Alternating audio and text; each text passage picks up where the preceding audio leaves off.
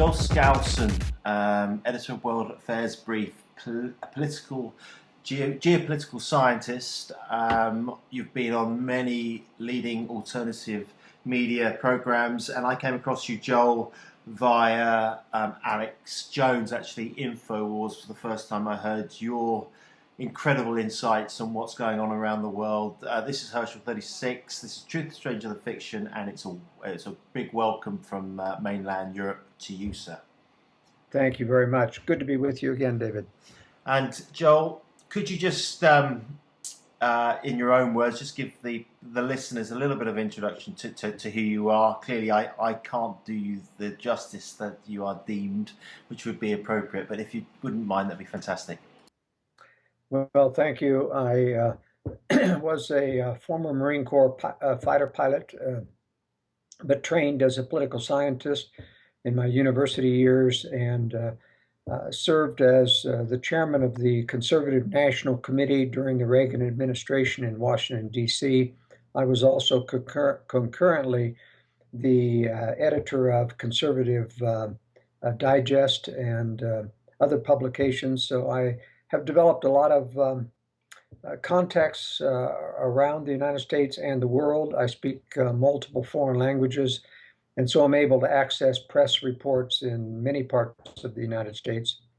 I publish the World Affairs Brief weekly to a subscriber base. People can get a free sample issue by emailing me at editor@worldaffairsbrief.com.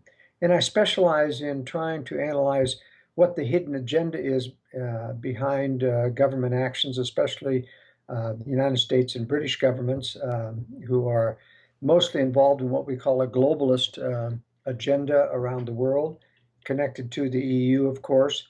And I try to explain to my readers why there is this dichotomy between our governments, which both fight a war on terror and support terrorists, both fight a war on drugs and support and import drugs.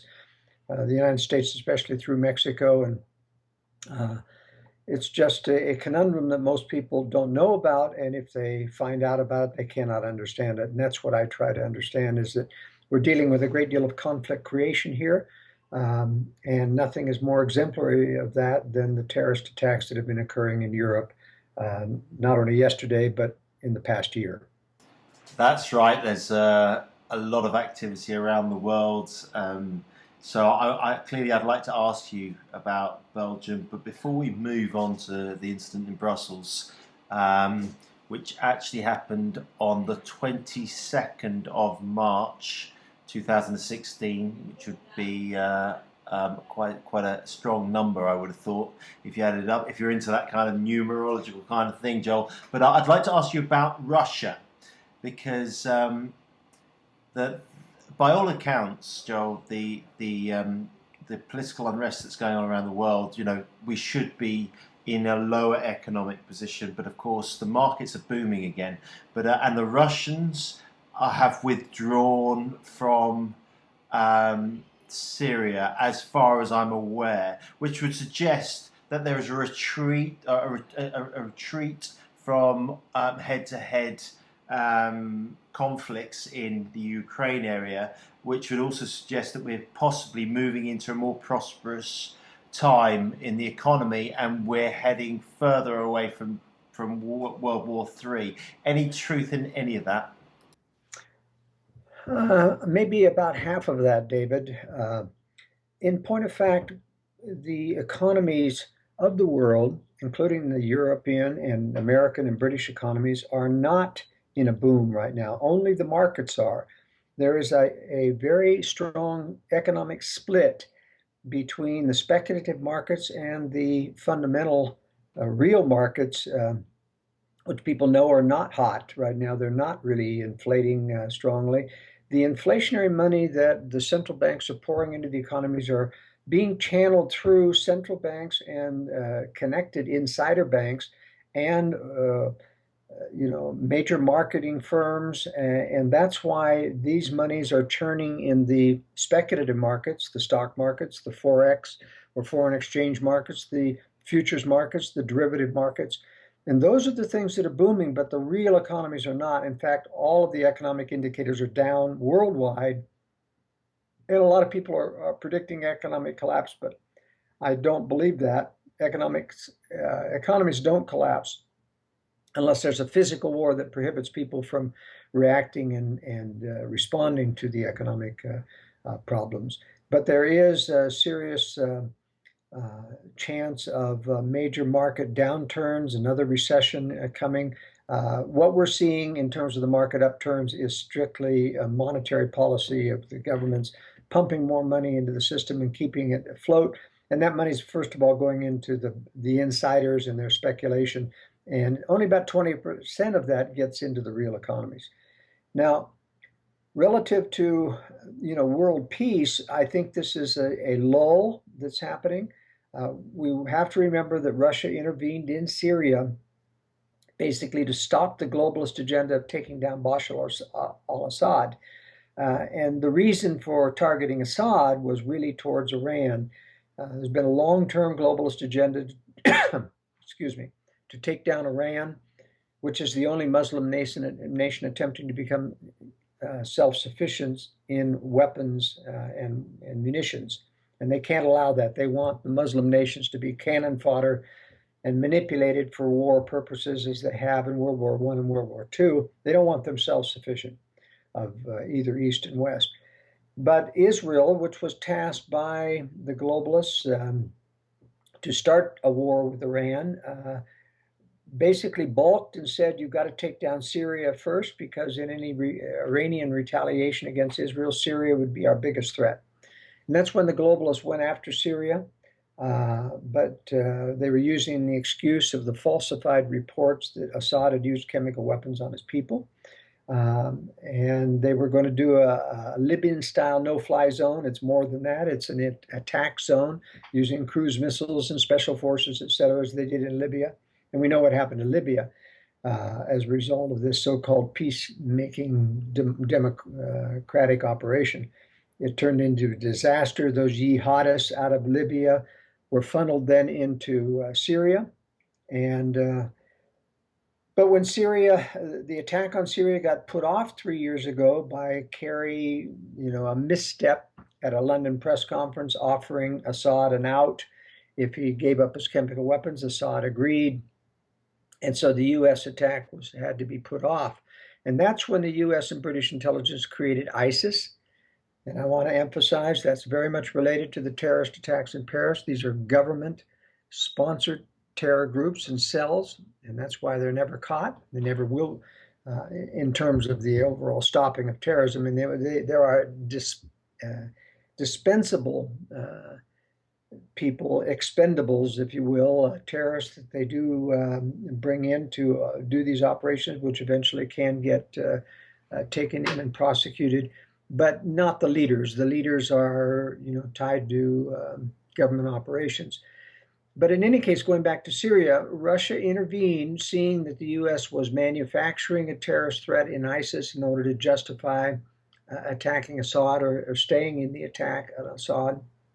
Also, there was an agenda to create a large permanent stream of refugees out of the Middle East to flood Europe.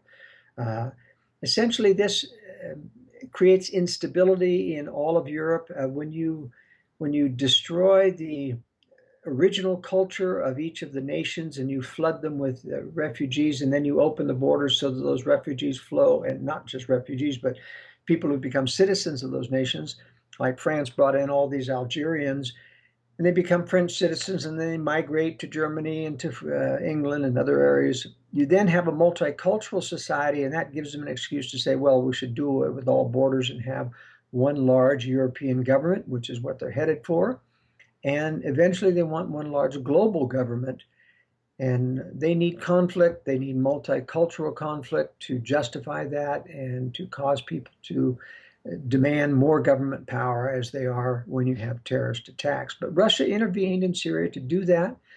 And the pullout surprised me. It surprised the globalists. They didn't expect the Russian pullout. They were effectively defeating the Western-backed rebel forces that were being supplied by Saudi Arabia and Turkey.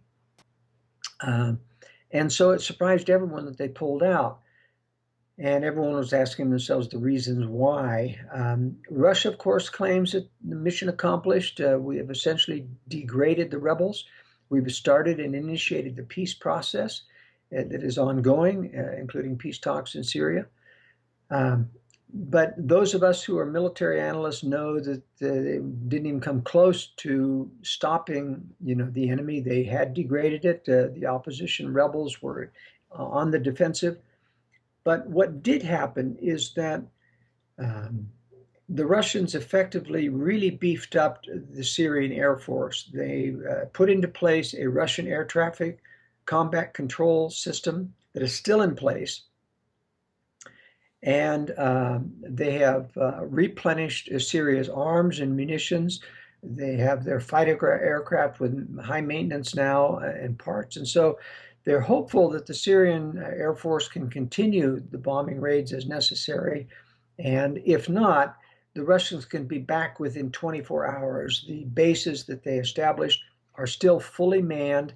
They still have fighter air-to-air fighter aircraft at those bases, and they still have their S-400 and other things. So they're basically saying this is a no-fly zone run by us now and Syria, and nobody comes in. If we want to stop them, we've got the means to stop them. So I think it's a political play by Russia to gain favor in the world as a diplomatic gesture to the world, and they've certainly done that. But more than that, I think there's a financial issue. This was costing Putin about $3 million a day, which he couldn't afford to keep going indefinitely. He's in a major building program of weapons of mass destruction, planning for a third world war some 5 or 6 years at a minimum away. And this was a draw on that, with oil being down 2/3, with their foreign supply of currency almost at rock bottom. I think this was a financial move as well as a diplomatic play. But Joel, Putin is one of the richest men on the planet, isn't he? He is personally, he's not going to use his own money to run this war. I mean, he is one of those people who's taking a cut out of every foreign transaction that comes in and out of Russia, and that's how he's getting wealthy. You're right. He's running himself as a true oligarch now after having overthrown Berezovsky and Guzinski and other oligarchs that put him into power originally. He's become one of the new oligarchs with extreme wealth, and it's secret wealth, of course, but that really doesn't have anything to do. It's a pittance compared to the billions and trillions that they need to rebuild their weapons systems in preparation for World War III. Okay, and people do talk about Putin being the leader of the free world, but of course Putin himself as an individual was a trained assassin, KGB, was he not? Yes. And he, of course, has played that role. He was hired kind of as a strong man by the globalists to take over Yeltsin, who was the weak drunkard and basically incompetent. He was the one chosen and thought to be, and I think correctly so, capable of inspiring the Russian people to say, yes, we've got strength now and power, someone who stands up to the West. And so he's got a tremendous amount of popularity at home, but he's running a criminal enterprise. The communists, I believe, really went underground during the fall of the Soviet Union. They didn't stop having power. And it's, the real communist leaders came out of the woodwork and became the original oligarchs. But since there's been infighting and they've been replaced. By who, we really don't know the players behind the scenes, but that's typical of when you rebuild the Soviet Union style system. The top players go underground, and you have your figureheads like Putin running the show. But he is not in charge any more than Obama is in charge of the United States. Is it any different in the West? Because you mentioned Brzezinski as an example. Another name that comes up would be Kissinger. There are key players, aren't there? George Soros and others who are they're kind of at the background, but I think they may or may not be pulling the strings on the West. But so there's two things. Is there a group of individuals behind that front-facing shadow government? Oh, yes, and definitely there are. In fact, the people that are pulling the strings directly are people like Kissinger and Brzezinski and always a national security advisor of any U.S. president is the one who tells them what to do, basically. Um, but we know that there must be people higher up because these people come and go. They've got to have a system of replacing their leadership and bringing up people through the ranks who they can trust. They always have to have, blackmailable offenses against these people so that they're controllable. But eventually, the most corrupt and the strongest and the smartest get to the top. Um, and at that level, I mean, that's the top secret level. No one knows who they really are, and nobody will ever know who they are. We can suspect and we can track, but it's just the best kept secret in the world, and they control the NSA, so our capability of ever spying on them is impossible. But we do know some of the families. We know the Rothschilds, we know the Rockefellers, we know the Yes, royal bloodlines. that's. Go But on. you don't. I don't like the concept of bloodlines because you cannot determine competency by who your children are. I mean, it's they aren't mirror images of us. They have different spirits in them. They have different intelligence levels, and you just can't control that. So while the Rothschilds have maintained this banking monopoly for centuries, they have to go to in-laws sometimes. They really can't. For some reason, somebody in the Rothschilds has been there, but there's hundreds of them, and only one or two are capable of maintaining the conspiracy. And we don't have a Rockefeller follow-on. After David dies, and he's very old right now, I don't know how active he is, but I know he was one of the original conspirators. Um, I don't know that there's going to be a Rockefeller in line. And look at the Kennedy clan. I mean, there's no strong Kennedy left anymore. So bloodlines really can't be kept going because you can't determine that as much as you can the vetting and the corruption process of bringing in new blood. And I think that's what they do. But we do have a scenario where we're given a picture of the goodies and the baddies. In the West, we're told we're the goodies and the East are the baddies.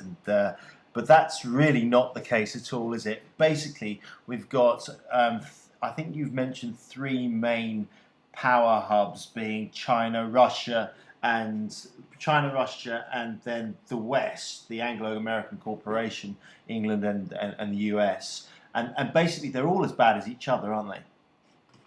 They're all what? That they're all as bad as each other. They're all Yes, pretty they are. evil. They're all predator states. And, it's my personal opinion. There's a dark spiritual agenda that guides them. And, it's just like Hitler was risen up to create this conflict of World War III, and yet he was overthrown. But in its stead came another beast, so to speak. Russia came up to replace him. And I think in this next third war, Russia's going down, and it'll be China versus the West. But you're very clear. I've heard you say many times, because I listened to a lot of your interviews, and of course we've spoken a good few times. But you're very clear that the war, that there will definitely will be a war, but that war will not take place before, say, 2020, 21, 22, 23, aren't you? Yes, because Russia and China aren't ready. I mean, you look at why they did a stealth invasion of Crimea and Ukraine, and they didn't want to directly invade lest they force NATO's hand to start World War III earlier. I mean, so that's why the stealth invasion. That's why they didn't go after Turkey when they shot down one of their fighters. They just let it happen and hardly issued a critical word. They did not want to um, play this hand, or if they wanted to provoke World War III, they could have done it starting with this invasion in Syria or Ukraine. And now that they backed out, it proves my point. Uh, Putin's playing for the long term, and remember that to have a World War III scenario, you've got to have a rationale for the war. The U.S. isn't going to trigger it directly. They have to wait till Russia and China strike. And the only way you can help foment that is to create an image of the West as the bully of the world. And that's what's happening around the world. The U.S. is hated not because of our freedoms, not because of our people, but because of our government and its continual intervention around the world. And making people very, very frustrated. Not to mention the fact that, these phony wars on terror are really a problem. They're inconvenient. They're killing people, like in Brussels, and it's our government that's doing it, through surrogates, to be sure, so that there's no direct provable relationship. But, if you go back to the Paris attacks and look at the multiple evidence, and we're starting to get some of that evidence in Brussels already, of government involvement. I mean, look in the Paris attacks, you had this Mercedes going around, and coming out of this were white males, strong, muscular, obviously mercenary type individuals, mowing people down with cold-blooded attitude. They were not Muslim. And what's worse, of course, the Paris police never put out an APB or an all points bulletin for the Mercedes, only for the Volkswagen station wagon that was used in another portion of the attack. They never put out an all points bulletin, never even mentioned the witness statements about these white Muslims. You look at the so-called suicide bombers in the Paris attack, they were not religious.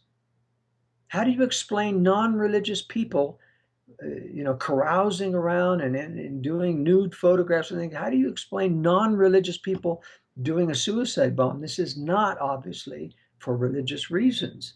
And then you look at the Brussels attack, and you look at the fact that these people, the two brothers that were, known involved in the suicide bombings, they had not only a criminal record, but they were already convicted and in prison for gun smuggling and for robbery and for other crimes. And you have to ask yourself, why were they out of jail? I mean, when you're a gun smuggler, this is a major criminal offense, and these people are now out on the streets and creating a thing. And of course, every one of these people is known to the police, just like the 9/11 hijackers were all known to the FBI because they had dealings with them.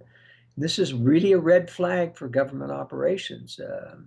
We can talk about more of that in detail, but once again, we're emerging. Nobody's asking the real questions. How is it, and why did the police let these people go with such serious crimes? It does feel a little bit like the Boston bombing all over again. But just for people who are listening to this, what's the official story on Brussels, and what's your current opinion? Well, the official story, of course, is that you have 4 people who were part of a cell that were, there's kind of a story about the one man,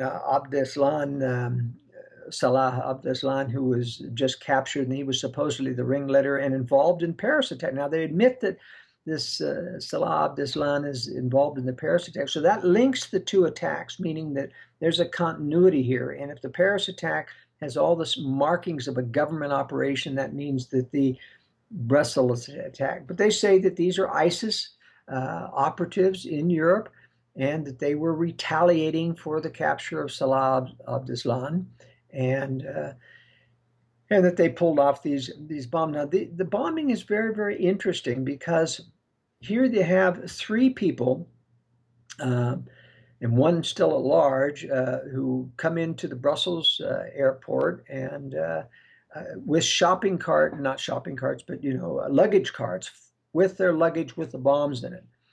And 2 of them are wearing on their left hand a black glove. And the third one in white, who they now say is the mastermind and the master bomb maker, he's not wearing the left-hand glove. And he walks away after putting his bomb or his luggage cart somewhere, and walks away. In other words, that bomb was supposed to be detonated remotely. So why were the other 2 having the black glove on the left hand? Now, that obviously, I think, as a military expert, was a triggering device, so that if security guards grabbed them and they pulled them away from their luggage cart, that the bombs would explode. I mean, that was the triggering mechanism in the glove, and the glove was probably there to mask that and to connect the triggering mechanism to their person. The question is, why have the triggering mechanism? In other words, why not Why have your suicide bomber when you can just simply leave the luggage cart anywhere and walk away and press a remote control button and detonate it just like the other guy was going to do? Uh, those are questions that that really are very difficult to answer, just like the question about why did these other suicide bombers in the Paris attack, why were they non-religious? If they're non-religious, that means they're not dying as a martyr. Um, so I think we have to go back to the fact that these people have criminal records. They've been let go. I think what has happened historically is the government and police come in, or not police so much as government agents come in and make a deal with people who are in police custody and say, okay, you come to work for us as an undercover agent or you go to jail because of these particular crimes. The telltale sign is they've been released for crimes so serious they should still be in jail to this day. And yet they've been released, and no reporters even asked the police, well, what about that? Why are these released if you had? They just report the government story. But I think there's been a deal made here. I think they've been told, all right, you're going to do this and you're not going to die. And in fact, they do end up dying when they follow through with the sophisticated device that they have. There's also the issue of the phony suicide note, saying I'm on the run and I just don't have any place to go and things. I mean, terrorists, we're going to go, they don't write suicide notes. This is a Western, habit. Middle Eastern suicide bombers never leave suicide notes. So this is another telltale sign. This is a government black operation, leaving a note in the dustbin, so that you have some rationale to believe this really was a suicide bombing. Yeah, it's all a bit strange, isn't it? And when there's always such an outcry with these terrorist attacks, and if socially, if I don't agree with supporting the terrorist attacks in some ways, i.e., the outrage of it, then I'm deemed to be a bad person. It's really bizarre, and heartless. But the connection is always leads us back to ISIS, doesn't it? And it's always the fact that these people are fighting freedom. They're part of the ISIS army that has sleeper cells all around the world apparently nowadays. But of course, ISIS is linked directly with the West, with the Allies, with the Americans and the British. Is it not? Is there any truth in that statement? Oh, absolutely, David. I mean, we have ample evidence, including the first beheadings by Jihad John, a British accent. And he comes out of Britain, and, these beheadings are very, very phony. They're staged. Now, that doesn't mean they weren't eventually beheaded, but, there's so many telltale signs. The fact that they gave these heartfelt confessions about, ISIS, and these were Western journalists that were opposed to this type of things. Why would they make a conversion suddenly? Especially when they said, now, every one of them said, we know we're going to die. Well, if you know you're going to die, then why give the confession? Just say, kill me. Why give a heartfelt confession? And then the other telltale sign is when the knife is put to their throat just before the camera is blocked out or, cut, they don't flinch. That means they know this thing is staged. Anybody, normal person, you get a knife to your throat, you're going to flinch, you're going to make some motion. There's nothing. And then the camera's cut, and then they show the head on top of the body. But this is staged in the sense that, I think these people were rescued by, U.S. British intelligence and said, before we send you back to England or the United States or wherever you're from, we want you to help us make an anti-ISIS video. And so that's why they think it's staged. And so when the camera's cut, that's when they're taken off and they're eventually executed. You don't behead somebody with a knife. That's just not the way that Muslims do it. They use a big sword. The orange jumpsuits that everybody shows up in these ISIS, this is all staged. And then you take the fact the most telling things, the U.S. claimed to have been bombing ISIS, and they weren't really touching them. They were, telling those people, get out of the building, show the videos of hitting a building, but they're empty by the time they hit. When the Russians came in and bombed a lot of these oil trucks coming out of supposedly giving all the funding to ISIS after captured oil fields in Syria, And the U.S. was embarrassed that all the year and a half they'd been so-called bombing ISIS, they'd never bombed a single oil truck until after Russia did it. Then the U.S. did a token bombing, and then they showed that they gave a warning message to the trucks 30 minutes in advance saying, we're going to bomb, so get out of your trucks and stay away. And they bombed a few trucks and they've never bombed any since.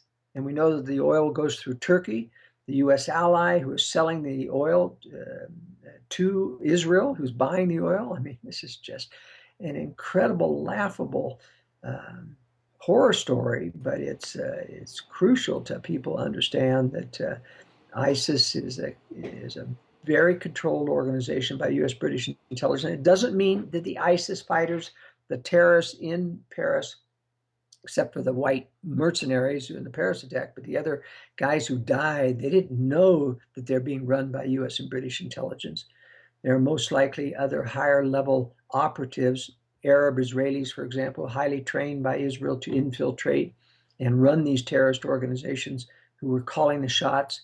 And so the actual terrorists that are hired are legitimate, corrupt Muslim terrorists who are being fed and directed unbeknownst to them by U.S. and British intelligence. I mean, these are very sophisticated terrorist attacks, and the smuggling of weapons and all these things is just not that easy to do unless you've got government help. But the truth is, Joel, 99% of the population in the West, they believe what they hear and read on the TV, in the papers, which is, the media's heavily controlled, okay? You and I can both agree with that. But since 9/11, the West then had their reason to go into the Middle East, cause absolute havoc, and even George W. Bush was quoted to saying, that Iraq had nothing to do with 9/11. But still we bombed Iraq, we bombed Libya, we bombed Lebanon, we bombed Syria, and it goes on and on and on. So we disrupt this entire area, which is otherwise known as Babylon, which has loads of religious meaning behind it. And then the people that are disturbed have to move out of these areas, and then we have the refugees moving into Europe, Northern Europe and Western Europe, and around the world through Greece, and with having pockets of refugees in Turkey. And then we have this army called ISIS. There are clear links between ISIS and their guns. They drive Toyota vans, trucks. Where do you get those Toyota trucks? They've got the best equipment money can buy. You don't only have to buy it, but you've got to maintain these rocket launchers and trucks and stuff.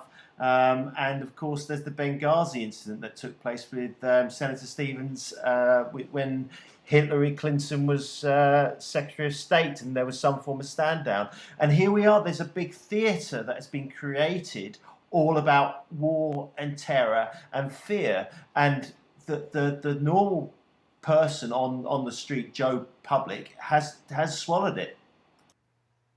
Absolutely, David. And, part of all of this continual warfare against the public is so that they cry out for more and more government power of protection. NATO has been under assault, as being ineffective and expensive and unpopular. Donald Trump even called for, lessening our role in NATO. And sure enough, 3 days later, this bombing attack occurs to reinforce in people's minds that we've got to have a stronger military to protect us. And of course, look what France accepted after the Paris attacks. I mean, literal shutdown of their civil rights. And nothing is more exemplary of that than what happened after the Brussels attacks, when they shut down the entire city and all air transportation coming in and out. I mean, people suffer more economic harm from the government reaction to these self-induced terrorist attacks than they do from the terrorist attack themselves, not counting, of course, the 260 people who have been either killed or wounded in the attacks. But those, I'm going to be very frank, these are government operations, and shame on the media for not asking the really tough questions about, why did you let these people go when they were charged with these serious crimes? Just very difficult to see how all the London press gives some of the best coverage in the world about these terrorists in the details and never asks any questions, just parrots what the government is saying. That's right, and it's incredible the amount of control that we, as a race, as human beings, are under and have been under. And I've been under this level of control since the day I was born, Joel. And it's pretty horrifying to realise that I've been lied to on such a massive scale. If anyone is listening to this particular transmission that's going out over the World Wide Web and over radio in Spain, you have to understand ISIS is a government-led army. 9/11 was at best a stand down from the US government. And so it goes on, Joel, doesn't it? I mean, how far does the deception go? Where are you? Because we're coming up to a big election. There's an election in America in November between the Democrats and the Republicans. I think there's another party. They're libertarians, aren't they? But they don't really get a shout.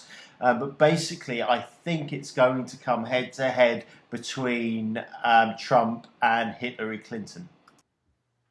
Well, before I touch on the election, let me cover on this recent Turkish agreement with the EU. I mean, this is very, very deceptive to claim that they're going to send these refugees back to Turkey. In the first place, Turkey has already still got millions of refugees. Turkey is like a sieve. They don't keep those refugees in their camps. They let them escape. Turkey has done nothing to shut down the sea transport private pipeline of taking people across to Greece. And the EU, as part of their agreement with Turkey, says, we're going to spend $1.4 billion or billion euros in this new sea armada, to stop these smugglers from bringing them. I mean, look, for 100,000 euros, you could sit there and put a sting operation on the coast of, on every port in the coast of Turkey and play like you're a refugee and talk a ship captain into taking you over and then arrest him on the spot for doing so. I mean, it doesn't take an armada fleet to stop them because, what happened as soon as they stop them out in the ocean, where do they take them? To Greece, not back to Turkey. They take them to Greece.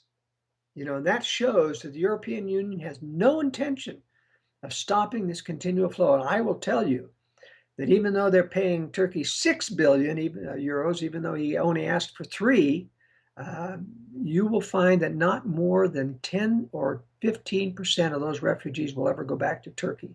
I'm saying that this is a scam in order to get politicians cover so that they can claim to the people that we're now solving this refugee problem. We're going to send them back, and they have no intention of doing so except on a very small basis. Well, the Turks are up to their elbows in it, aren't they? They really are. Turkey, actually, I know this from a business perspective, is booming via infrastructure. There's a lot of foreign investment going on in Turkey right now, but I can't remember the president's name off the top of my head. But they really are. That's the man. But they really are being used by the West, aren't they? Well, yes, and he's very, very corrupt. I mean, he's involved, and his sons are involved in the oil shipment of and making millions of dollars from the oil they sell to Israel and marketing it throughout Europe as well. But the bigger part of the deal is they've, given assent to a fast track for Turkey to join the EU.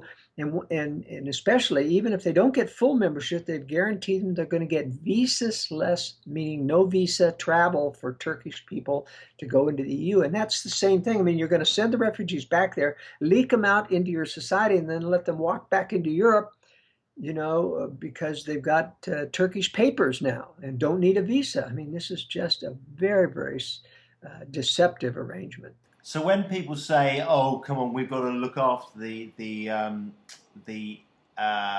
immigrants," okay, which there has to be that level of humanity, because I was in Greece with my family and we were on a boat and we went over, life jackets and a boat that had been deserted and. We don't know where the people were, but so there's got to be a level of humanity. But this whole issue of the refugees, it is a deliberate ploy, isn't it, Joel, regarding sovereignty and to cause division within society. Is that not correct? Yes, it is, and that's the purpose there. They want to destroy individual national sovereignty. Now, there's a great movement in Europe to put up barriers and borders now, and governments are having to do that to stop refugees. But there's also this movement. It's like the Atlantic magazine in the US said, Trump was right. The real problem is that the Muslims never integrate into Europe. And so rather than to say, because they never immigrate, let's stop importing Muslims, they say, now we need more politically correct integration. Let's make sure that half of the police forces are Muslim now, and half of the education dollars go to Muslim schools, and the hiring quotas, and all this darn political correct stuff about putting minorities by force. They don't mix with society because their cultures don't mix, their languages don't mix, and it's just something that's being foisted upon the European people. And of course, here too, although the Latinos from Mexico are much more easily amalgamated into American society than the Muslims do. And to this day, Muslims don't integrate well into America.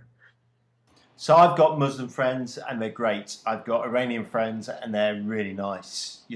I must say I've never seen a terrorist in my life. I've been told what one is, but I've never actually met a terrorist. And most of the images that I can find regarding ISIS and other, as you spoke about earlier in this little chat of ours, that most of the guys who are wielding axes or machine guns are 6 foot, blonde, well-built, white-skinned, and hired mercenaries.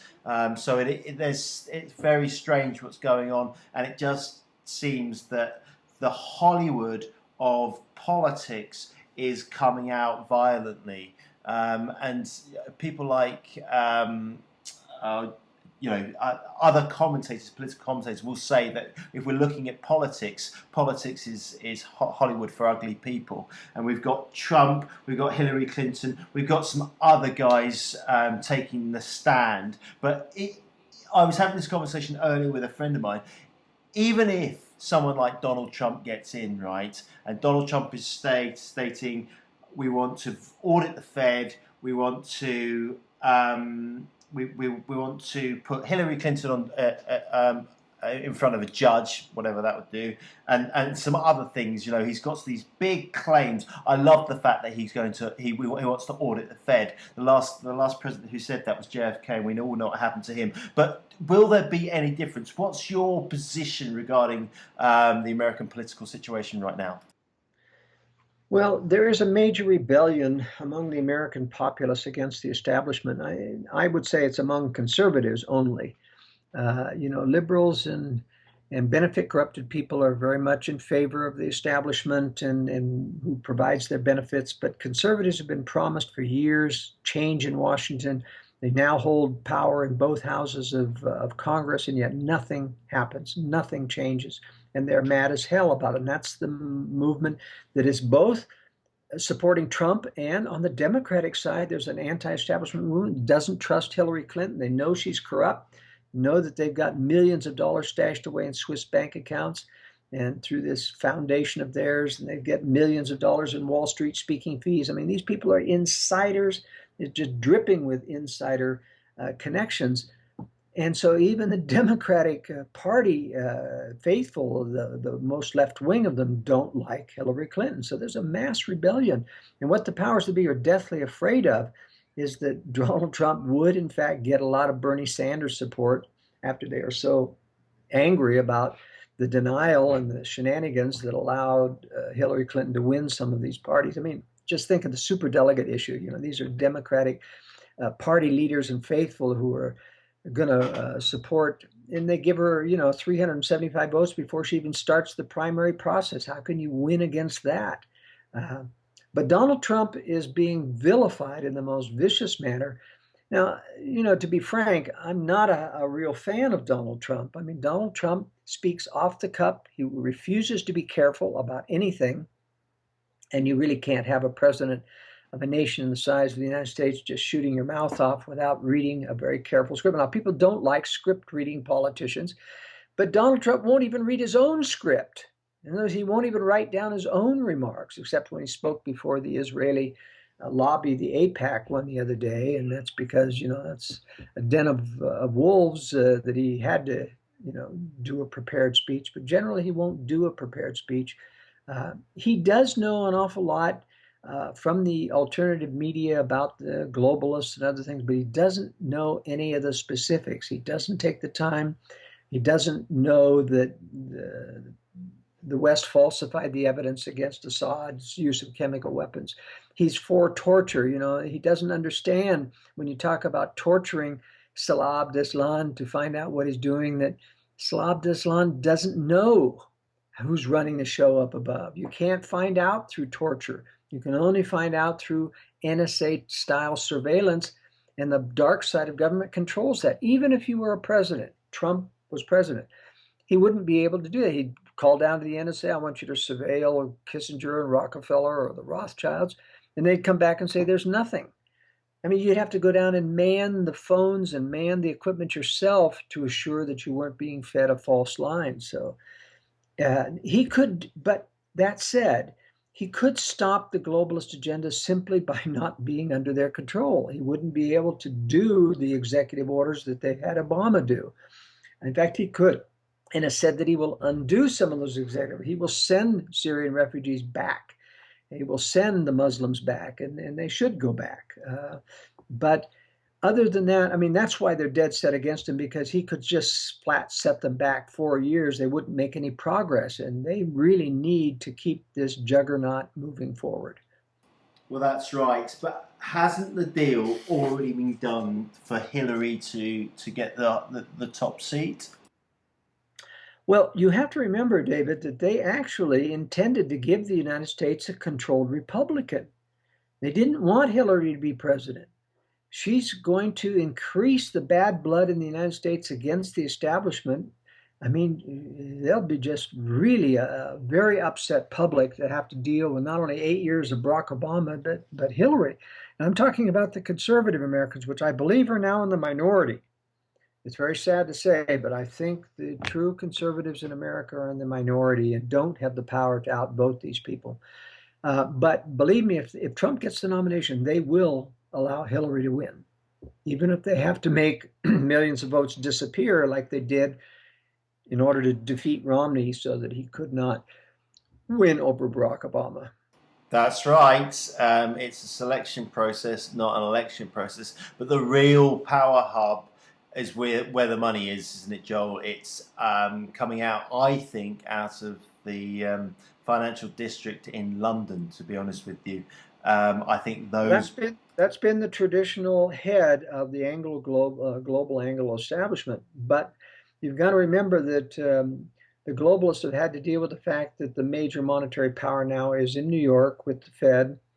And so even though a lot of the top meetings are still held in the City of London, and in my World Affairs brief, I covered an accidental visitor to one of those secret globalist meetings in the City of London. And it was very fascinating because he was a top financial advisor in the City of London. Somebody who was putting out the invitations for the secret meeting just thought he was part of the group. And they invited him. And he was sitting in this meeting, and they start talking about Israel being tasked to how dissatisfied they were that Israel hadn't attacked Iran yet, and talking about Russia and China and the globalist agenda. And his head was swimming. He was taking notes. But those little accidents help us to understand that there really is a conspiracy of globalism, and it is based in the City of London. But the financial power is in the United States.